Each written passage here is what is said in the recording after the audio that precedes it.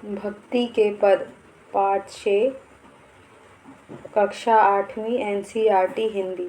संदर्भ। यह पद सूरदास जी के द्वारा रचित है। सूरदास जी श्री कृष्ण भक्ति के महान कवि थे।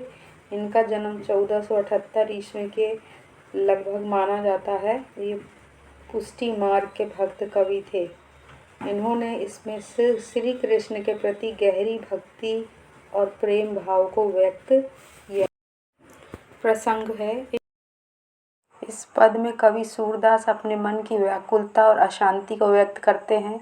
उन्हें सांसारिक सुखों में कहीं भी शांति नहीं मिलती, क्योंकि उनका मन केवल भगवान श्री कृष्ण के में ही रमा हुआ है। वे कहते हैं कि कृष्ण के दर्शन और सेवा के बिना उनका मन एक क्षण भी सुख नहीं पाता। यह पद भक्ति भाव, विरह, व्यथा और समर्पण भाव को दर्शाता है। कविता है। मेरो मन अनंत कहाँ सुख पावे, जैसे उड़ जहाज को पंछी फिरी जहाज पर आवे।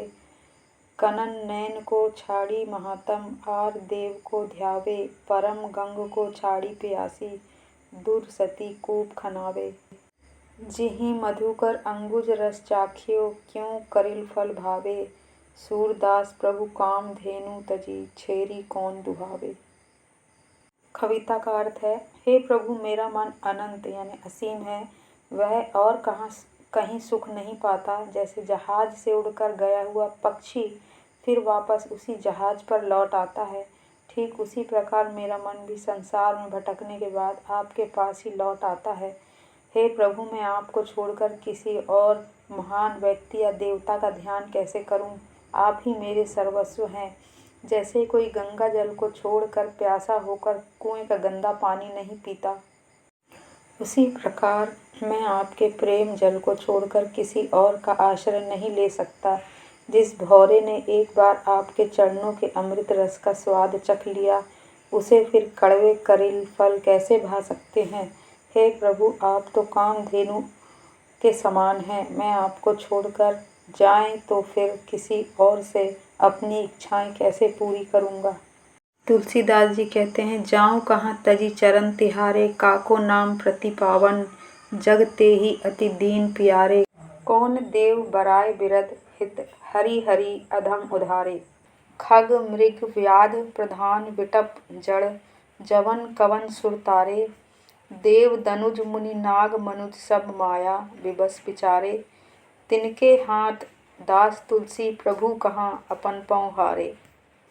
इस तुलसीदास जी की कविता का संदर्भ प्रसंग इस प्रकार है। संदर्भ। यह पद गोस्वामी तुलसीदास जी द्वारा रचित है। यह उनकी भक्ति भाव से भरी रचनाओं में से एक है। प्रसंग। इस पद में तुलसीदास जी ने अपने मन में व्याकुलता और भगवान श्री राम से मिलन की तीव्र इच्छा व्यक्त किया है। अर्थ है। कवि कहते हैं कि हे प्रभु, मैं आपको छोड़कर और कहाँ जाऊँ। आपके चरण छोड़ने पर मैं किसको अपना साथी बनाऊँ।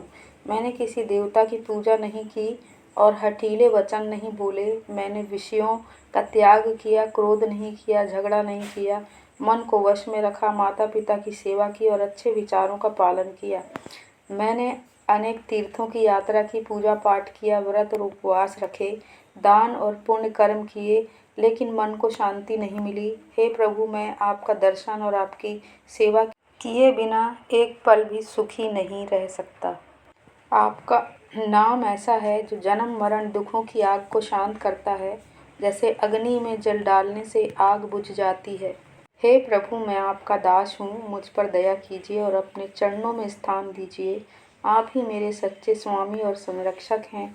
आपके बिना मेरा कोई नहीं है। संत रविदास जी कहते हैं, अब कैसे छूटे नाम रट लागी। प्रभु जी तुम चंदन हम पानी, जाको अंग अंग बात समानी। प्रभु जी तुम धन बन हम मोरा, जैसे चितवन चंद चकोरा।